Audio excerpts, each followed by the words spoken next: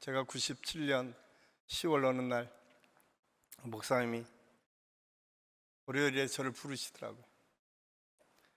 제가 5년 동안 목사님과 함께 사역을 하다가 갑자기 안산에 있는 시온성교회 부목사로 청빙을 받아서 거기를 가야 된다고 말씀을 드렸어요. 한 3일, 4일 지나고 나서 목사님이 월요일 날 아침에 저를 부르셨어요. 차를 타라고 하시더라고요. 차를 타니까 아무 말씀도 안 하시고 그냥 여의도로 가시는 거예요. 그때 여의도에 신도에 아마 그때 무용했던 집사님이 특별 대접을 해서 그 신도애들과 함께 목사님을 대접하는 자리였어요. 그때만 하더라도 제가 꽤 젊었을 때이고 그런 데를 가보지 않았는데 맛있게 회를 대접받고 점심을 먹고 나서 차를 타고 여기에 왔습니다. 바로 이 자리입니다. 이 자리는 아마 여기 건축 설계하고 지으신 우리 장로님이 여기 와 계시지만 이 자리가 먼저 지정돼 있었어요. 그때 오니까 이 자리에 이렇게 발판이 만들어져서 이 자리에 있었고 갑자기 목사님 그런 거예요. 그 자리에 한번 올라가 서보라고. 여기는 뭐 지금 쌓이지도 않고 그냥 벌판이에요. 그냥 이제 벽돌 막 올라서 구조 이제 만들어질 때. 이 자리는 강대상이라고. 그러면서 목사님이 그렇게 말씀하시. 야, 이렇게 좋은 데서 나하고 같이 하자는데 그래도 갈래?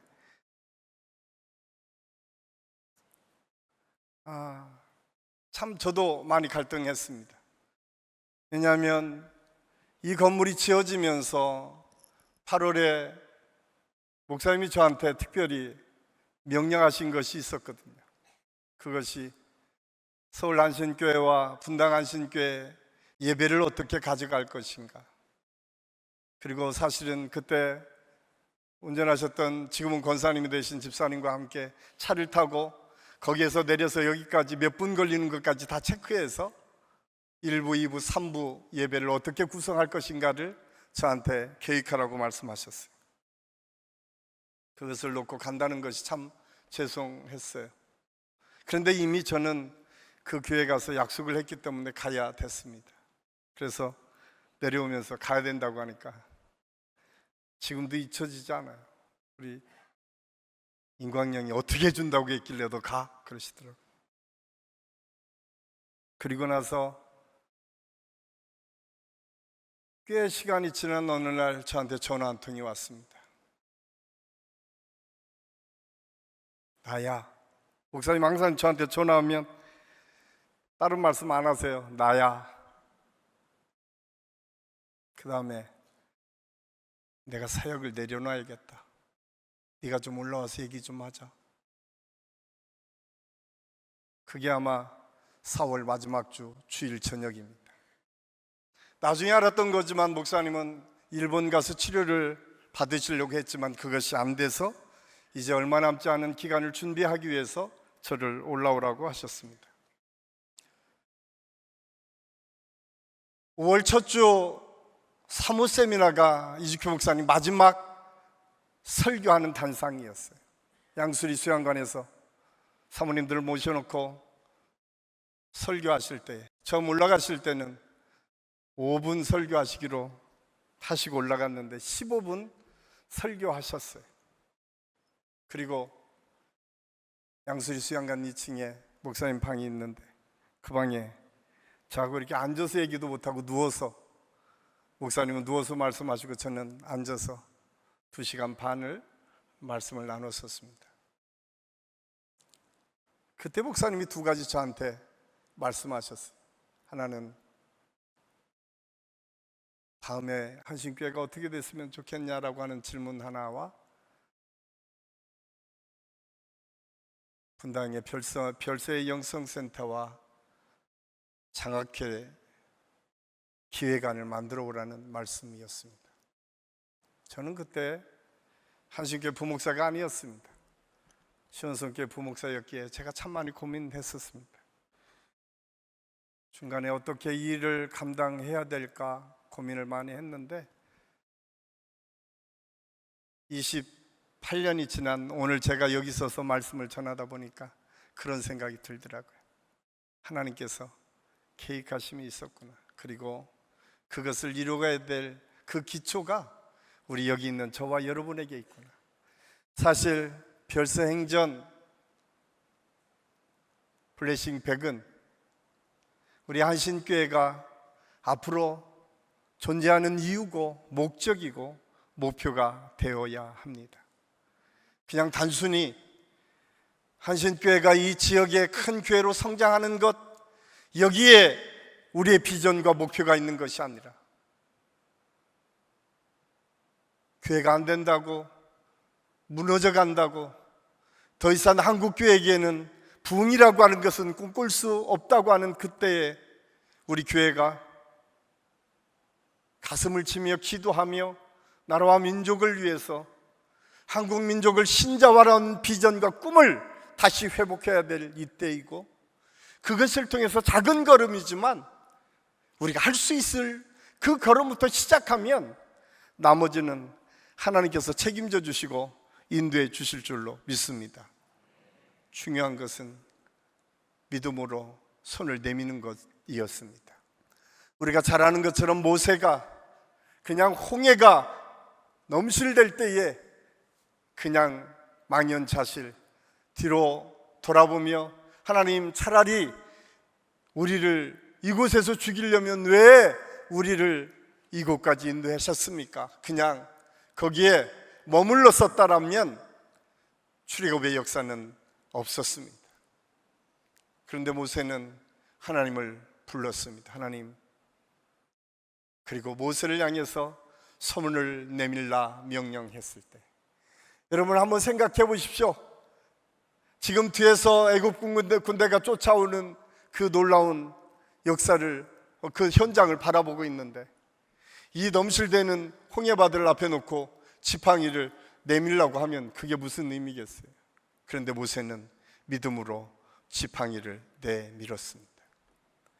아무것도 이루어질 줄 알지 못했지만 그는 믿음으로 지팡이를 내밀었을 때에 놀랍게도 홍해가 갈라지는 역사가 있었습니다. 여러분, 별세행전 블레싱 100이라고 하는 이 주제를 향해서 우리가 이 뜨거운 여름날 우리가 함께 여기 모여서 하나님의 은혜를 구하는 이유는 바로 그것입니다. 우리가 하나님이 명령했을 때 믿음으로 손을 내밀 수 있느냐, 그렇지 않느냐. 뿐만 아니라 요단강이 넘실대는 그 현장에 여호수아가 이제 하나님께서 주시는 그 가나안에 바로 앞에 두고 조금만 지나가면 가나안인데 가지 못하는 안타까움 속에서 그는 먼저 넘실대는 그 요단을 향해서 제사장들에게 명령합니다. 믿음으로 걸어 들어가라. 갈라진 데를 넘어간 것이 아닙니다. 완벽하게 많은 땅이 되어서 넘어간 것이 아닙니다. 역사학자들은 그 시대가, 보리가 추수하던 그 시대는 다른 어떤 때보다 요단의 물높이가 아주 높았던 때였고, 모맥시기, 성경은 그렇게 표현하고 있는데 그 넘실대는 그 요단을 언약궤를 메고 제사장들이 그 요단을 들어가기 시작하니까 처음에 발과 무릎까지 차면서 놀랍게도 하나님의 역사가 이루어지기 시작합니다. 요단이 열렸습니다. 저는 오늘 이 저녁에 오신 모든 분들의 삶의 여정 속에 이러한 기적의 은혜, 이러한 하나님의 놀라신 기적의 역사들을 경험할 수 있기를 간절히 소원합니다. 이 경험은 그냥 이루어지는 것이 아닙니다. 사실 우리가 별세행전 하면 여러분 먼저 떠오르는 의미가 무엇입니까? 우리가 잘 아는 것처럼 갈라디아서 2장 20절, 나는 죽고 내 안에 그리스도께서 사신 것이다 라고 하는 이 말씀이 가장 먼저 떠오를 것입니다. 그리고 백개교회를 우리가 한국 민족을 신조하라고 하는 비전과 꿈을 가지고 있었던 이주표 목사님께서 그가 첫 번째로 시작했던 것이 개척교회를 세우기 시작했어요.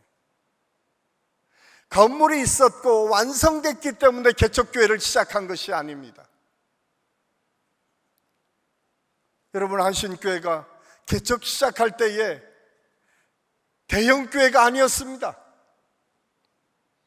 그 교회도 이제 개척해서 유청 건물 하나하나 한 층 한 층 올라가던 그때 개척을 먼저 시작하셨습니다. 그분의 마음속에는 그 건물을 하나하나 차지하면서 하나하나 바꿔가면서 하나님께 주신 비전과 꿈이 한국 민족에게 어떻게 전달되어야 될지를 꿈꾸며 기도하셨습니다. 그리고 그분은 개척을 시작하셨어요. 그 100교회 개척을 다 이루지 못하셨어요. 저는 한신교회가 언젠가 100교회가 어떤 목회자가 있는 동안이든 반드시 이루어지게 될 줄로 믿습니다. 여러분, 별세행전은 이중표 목사님으로 끝나지 않았습니다. 이어서 오신 이은재 목사님으로 끝나지 않습니다. 제때에 끝나지 않습니다. 이 한신교회가 존재하는 한 하나님께서 이 교회를 통해서 끊임없이 하나님의 역사를 이루어 가실 것입니다. 우리가 그 비전과 꿈을 붙잡아야 됩니다. 우리 앞에서 우리가 다 할 수 없습니다. 그러나 중요한 것은 지금 내가 할 수 있는 것부터 시작하고 그걸 통해서 하나님의 역사를 이루어 갈 때에 하나님께서는 그 순간순간 우리에게 주실 은혜를 그리고 그 삶을 바꾸어 주십니다. 그 역사는 우리가 잘 아는 것처럼 사도행전에서부터 시작됩니다. 여러분, 별세행전의 이름 행전은 사도행전을 우리가 본때에서 처음 시작했는데 사도행전, 사도들의 행적을 의미하는 거 아닙니까? 사도들이 성령 충만한 성령 이야기들을 써내려간 것이 사도행전이라고 하면 그 사도행전의 처음이 어떻게 시작한 줄 아십니까? 사도행전 1장 3절 4절 말씀입니다. 우리 사도행전 1장 3절 4절 말씀 우리 같이 한번 읽겠습니다. 그가 고난받으신 후에 또한 그에게 확실한 많은 증거로 친히 살아계심을 나타내사 40일 동안 그들에게 보이시며 하나님 나라의 일을 말씀하시니라.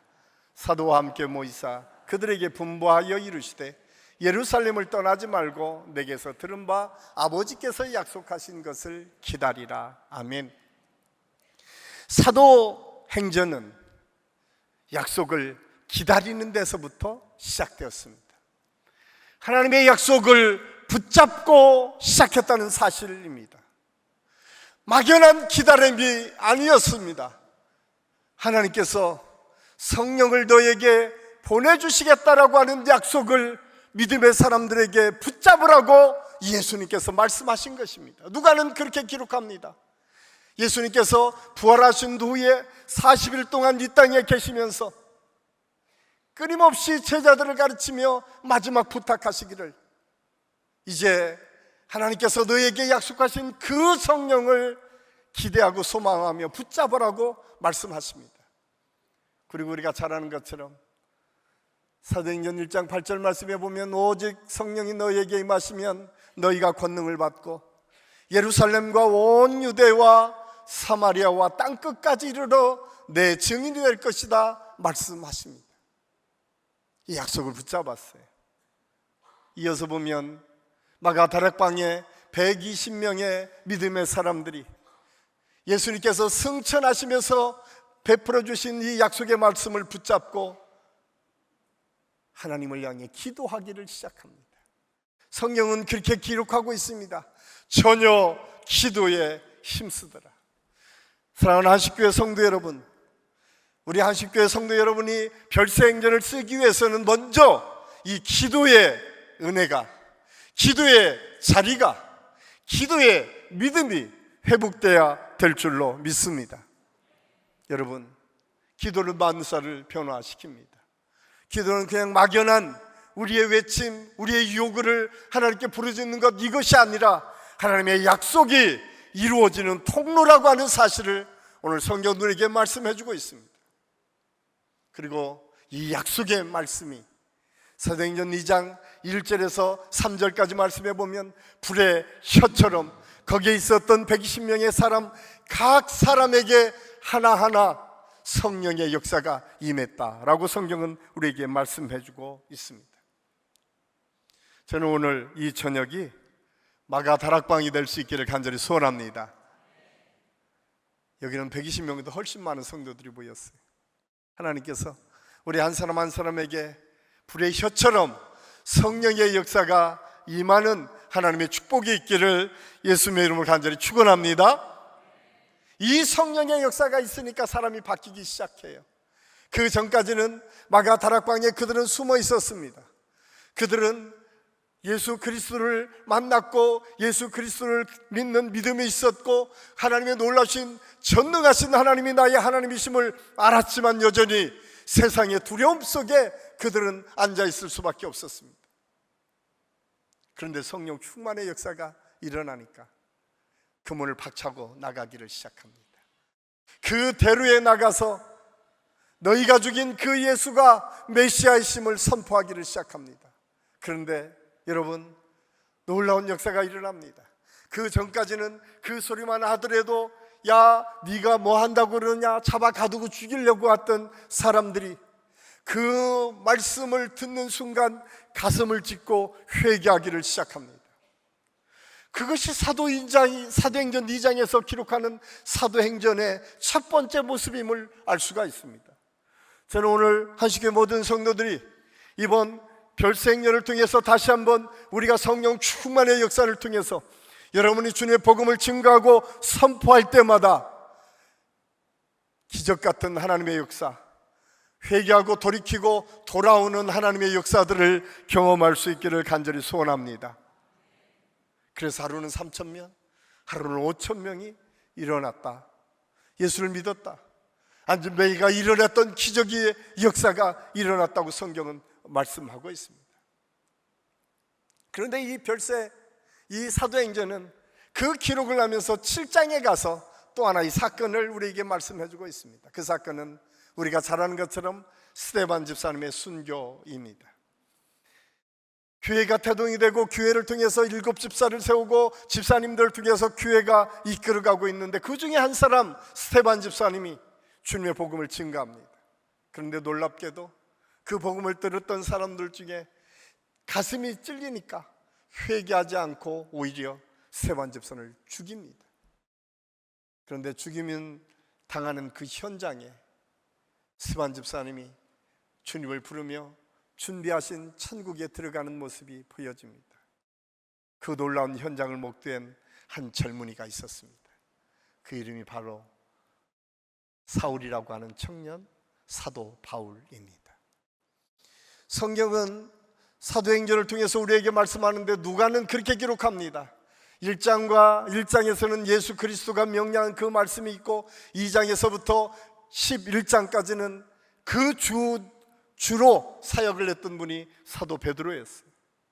그런데 사도 베드로가 처음 하나님을 만나고 그 예수 그리스도의 성령의 역사를 경험하고 나서 주님의 복음을 증거하고 안진뱅이를 일으켜 세우고 그리고 이방에 있는 집에까지 가서 주님의 복음을 증거합니다. 그런데 그 이후에 스데반 집사님이 죽고 나서 8장에서부터 대대적으로 예루살렘의 핍박이 시작됩니다.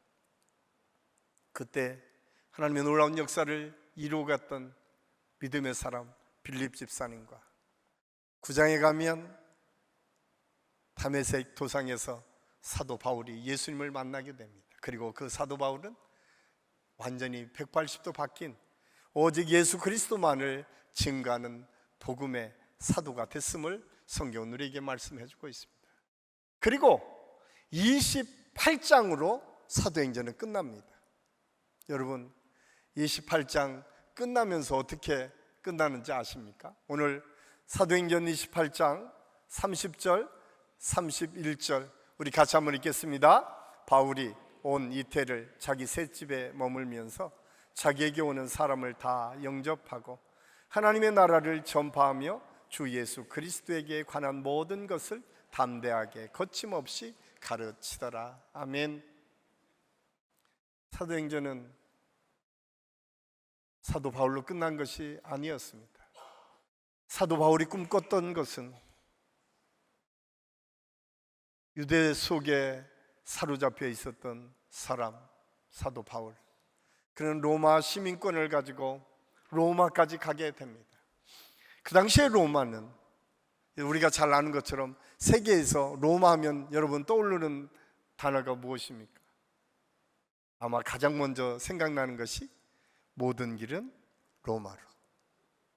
아마 그 당시에 사도 바울은 이미 로마의 예수 그리스도의 복음이 증거되면 그 길을 통해서 세계로 뻗쳐가는 복음의 역사가 열린다는 사실을 그는 알았습니다. 그리고 자기에게 주어진 로마의 시민권을 가지고 로마까지 가서 주님의 복음을 증거합니다. 놀랍게도 하나님은 그 속에 어떻게 역사하시는가? 감옥에 갇혀 있지만 그냥 갇혀서 아무것도 못하도록 하는 것이 아니라, 지금으로 얘기하면 공간적인 제약만 있었지 그 안에서는 자유롭게 할 수 있었습니다. 그가 한 일은 매일매일 사람들을 초청해서 예수 그리스도의 복음을 증거하는 것이었습니다. 2년 동안 그는 로마 감옥에 갇힌 것이 아니라 로마 감옥이라고 하는 그 공간 안에서 그는 끊임없이 예수 그리스도의 복음을 증거했고 서신서를 썼어요. 우리가 잘 아는 에베소서, 골로새서, 빌립보서, 빌레몬서, 이 4개가 옥중서신 아십니까? 옥중서신을 그곳에 그 교회를 기억하며 하나하나 써가며 주님의 복음을 증거했던 사도 바울. 여러분, 그 사도 바울의 사도행전이 끝난 것이 아니라 오늘 21세기를 살아가는 저와 여러분에게 성령의 이야기, 예수 그리스도의 성령의 약속의 이야기가 계속 쓰여지기를 원하시는 하나님의 뜻과 섭리 가운데 저와 여러분이 여기 모여 있는 줄로 믿습니다. 꼭 기억하십시오. 이제 우리가 사도행전 29장을 다시 쓰기 시작해야 됩니다. 이것은 그냥 주어진 이야기가 아닙니다. 이것은 성령의 이야기입니다. 저는 이미 이 속에 성령님이 함께 하시고 저와 여러분을 성령께서 초청하시고 인도하여 주신 줄로 믿습니다. 우리 옆에 계신 분을 이렇게 축복하겠습니다. 성령이 함께 하셨습니다. 왜 그래요? 성령이 함께 하지 않으면 지금 이 자리에 계실 분 아무도 없어요.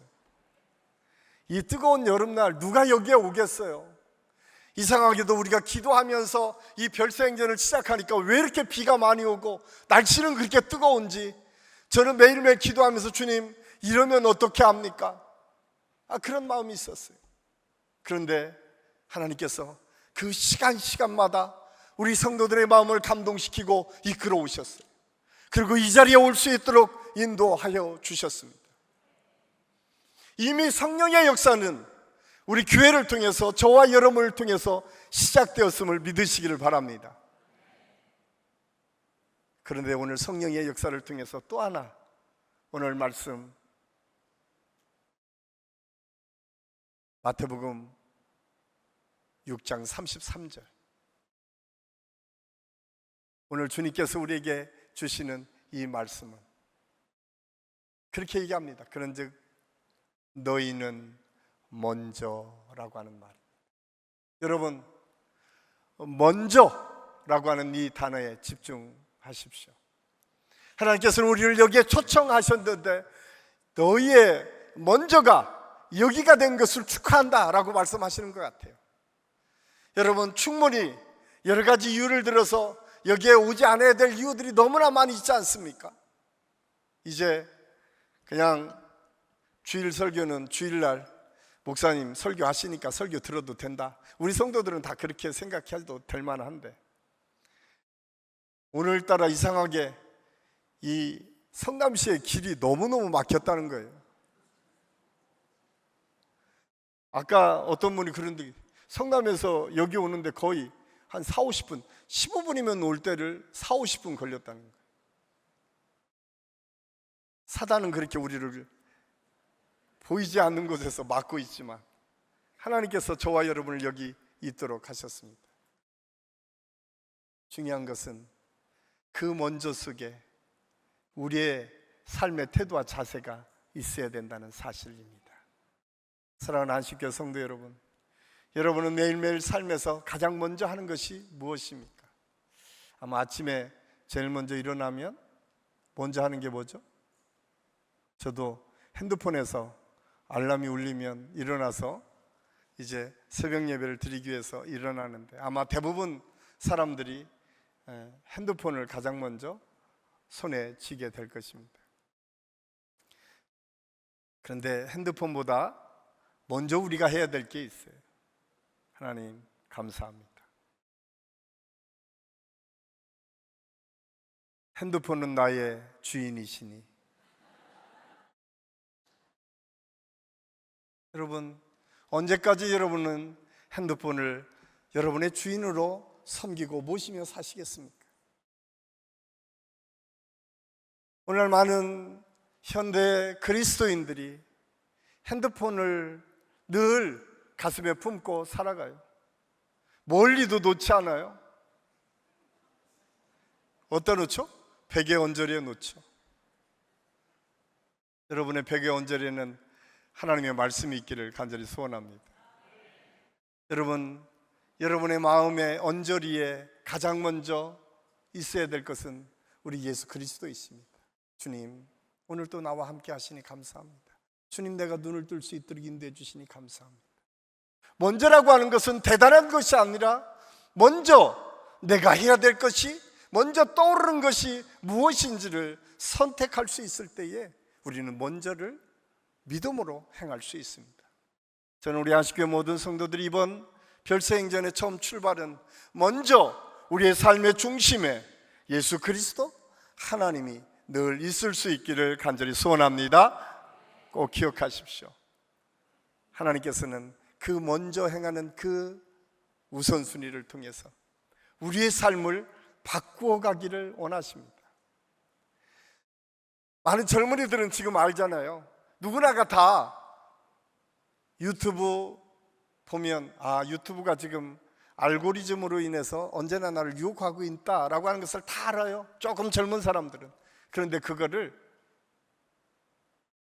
알기는 하지만 스스로 제거하지는 못해요. 스스로 분별하고 조절하지는 못해요. 아는 것과 조절하는 것은 좀 다른 것 같아요. 그럼에도 불구하고 오늘 성경은 우리에게 먼저 해야 될 것이 있다라고 말씀하고 있습니다. 그 먼저 해야 될 것이 무엇입니까? 너희는 먼저 그의 나라와 그의 의를 구하라. 왜 예수님께서는 우리가 잘 아는 것처럼 마태복음 5장에서부터 예수님께서는 새로운 시대의 믿음의 사람들이 어떻게 하나님의 나라를 이끌어갈지를 말씀하고 있어요. 그게 팔복의 말씀으로, 산상수훈의 말씀으로 표현되는 마태복음 5장에서부터 시작되는 말씀입니다. 제가 언젠가도 말씀드렸지만 마태복음 5장 하면 여러분 우리 교회를 먼저 상상하십시오. 우리 교회가 어떤 교회라고요? 벌써 잊어버리셔서 감사합니다. 우리 교회는 팔복교회입니다. 제가 몇 번 설명을 드렸는데 우리 교회는 8가구로 되어 있습니다. 이기봉 목사님이 이 교회를 치면서 늘 하신 말씀이 뭐냐? 팔복교회. 우리 한식교회는 팔자를 고치는 교회가 됐으면 좋겠다라고 하는 비전과 꿈이 목사님에게 있었어요. 제가 오늘 그런 생각을 했어요. 밥 먹으면서. 오늘 우리 식당의 박 사장님께서 오늘 특별히 떡국을 끓였더라고요. 떡국 끓인 이유가 제가 떡국을 좋아해서 끓였대요. 제가 그런 생각을 했어요. 내가 뭔데? 이주경 목사님이 항상 하신 말씀이 뭐라고 말씀하시는가? 보기에도 아까운 사람들, 눈에 넣어도 아프지 않은 사람들. 목회자가 어떻게 성도들을 그렇게 사랑할 수 있을까? 그 마음이 오늘 제 마음속에 있었습니다. 목사님의 마음속에는 언제나 성도들을 그렇게 존귀하게 얘기했어요. 아까 우리 이정현 전사가 울면서 그 말씀을 선포했던 말씀을 얘기했어요. 우리가 처음 목사님의 음성을 통해서 본인이 암에 걸려서 성도들을 아프게 한 것에 얼마만큼 아프고 힘들었는지, 그 먼저 성도들의 그 아픔과 고통을 준 본인에 대해서 다만 죄인입니다, 죄인됨을 고백할 뿐이라고 고백하는 그런 목사님, 그런 목사님이 이 교회를 세웠고, 그런 목사님이 이 교회를 통해서 하나님의 비전을 지금 이루가기를 원하셨고, 그리고 마지막까지 이 교회 곳곳에 그 목사님의 흔적이 남아 있습니다. 아마 우리 신영훈 장로님은 아시겠지만 목사님은 승질이 급했습니다. 어느 날 가다가도 조금 불편할 것 같으면 기다리지 않으세요? 망치 갖다 두드려 부십니다. 그리고 말씀하십니다. 이렇게 불편하면 안 돼. 아마 서울에서 함께 신앙생활 했던 분들은 알 겁니다. 매일매일 바꾸시는 거예요. 매일매일 고치시는 거예요. 왜? 성도들이 조금 더 편안하게 주님을 찬양하고 예배했으면 좋겠다. 그분의 마지막 고백이 무엇냐면, 제가 그렇게 아플 그때에 목사님이 약의 부작용 때문에 발이 다 터져서 설 수도 없었어요. 제가 가니까 막 웃으면서, 윤교희, 야, 내가 너한테 보여줄 게 있어. 지금은 서울 성전이 새롭게 아름답게 지어졌지만 그 4층을 아마 우리 진장로님이 너무 고생 많이 하셨죠. 엄청나게 바꿨어요. 돌아가시 바로 직전에 목사님이 하신 말씀이 그거였어요. 민족성전은 저렇게 아름답게 좋은 곳에서 하나님께 예배하는 아름다운 성전이 생겼는데, 서울 성전은 거의 20년을 걸려서 벽은 다 없앴지만 고가 높지 않다고 그 지역에서 계속 반대했기 때문에 고를 높이지 못했는데, 마지막 그 설계들을 가지고 저한테 갖고 왔더라고요. 야, 봐라, 이렇게 고가 높으면 분당보다는 좀 다르지만 아름다운 성전에서 우리 성도들이 예배 드릴 것 아니니?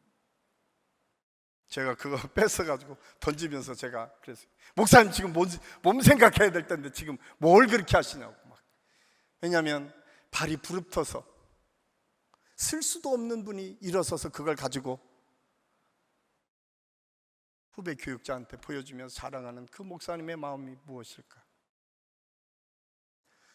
저는 우리 한식회 모든 성도들이 그런 사랑을 받았던 교회, 그런 사랑이 여전히 이 교회의 뿌리에 담겨져 있고, 그 사랑을 닮아가기를 소원하는 믿음의 사람들이 이곳에서 사역을 하는 한 하나님의 역사는 계속 이어지고 하나님의 놀라우신 능력은 계속 나타나게 될 줄로 믿습니다.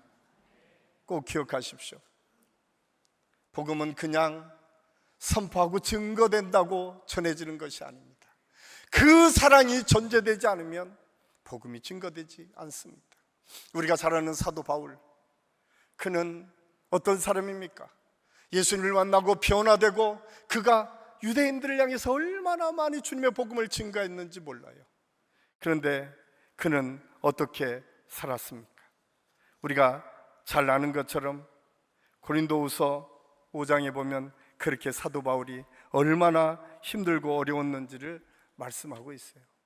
우리가 잘 아는 것처럼 그런 죽을 정도의 태장을 5번 맞았다.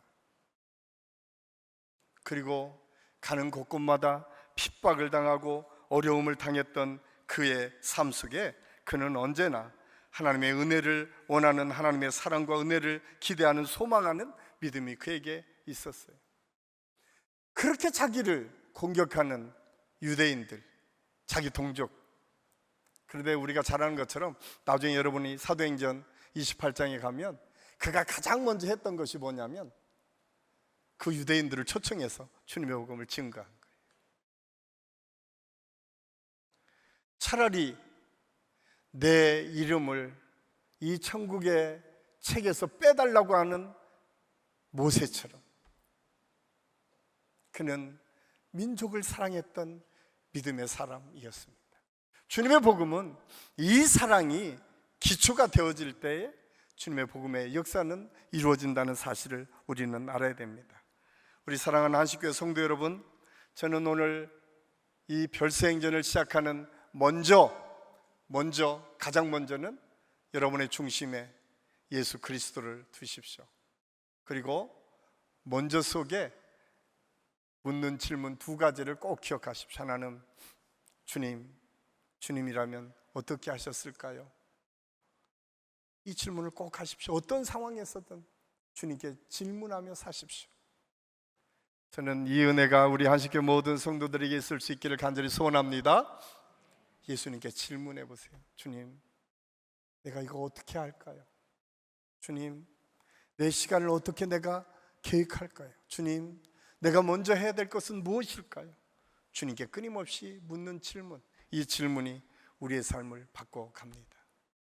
마지막으로 오늘 성경은 우리에게 끊임없이 말씀하시면서 이렇게 말씀합니다. 너희가 하나님의 은혜를 구하고 가면, 오늘 마태복음 6장 33절에서 그 일을 구하면 그 다음에 뭐라고 했죠?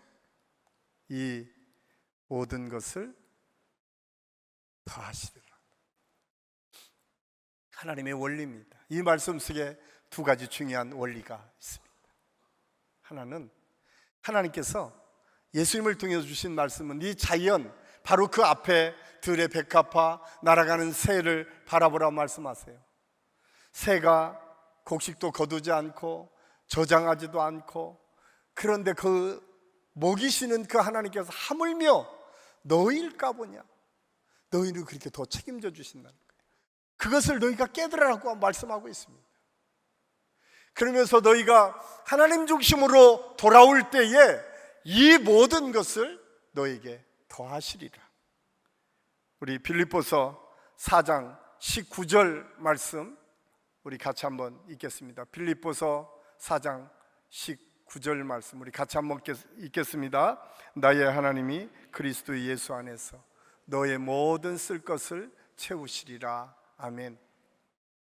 원래 이 말씀 바로 앞에 우리가 잘 아는 것처럼 사도 바울이 그런 고백을 하죠. 내게 능력 주시는 자 안에서 내가 모든 것을 할 수 있다라고 하는 표현을 하면서 먼저 너희 삶이 우선순위 될 때에 하나님께서 이 모든 것을 너에게 채워주신다. 그런데 오늘 그 말씀에 보면 그 풍성한 대로 너희 쓸 것을 채워주실 것이다 라고 말씀하고 있습니다. 사랑하는 한식교회 성도 여러분, 별세 행전을 통해서 우리가 다시 한번 먼저 해야 될 것이 하나님의 의고 하나님의 나라고, 또 그것을 순종함으로 나아갈 때에 하나님께서 채워주시는 은혜, 하나님께서 더 큰 은혜로 우리를 이끌어 가시는 하나님의 역사가 있게 될 줄로 믿습니다.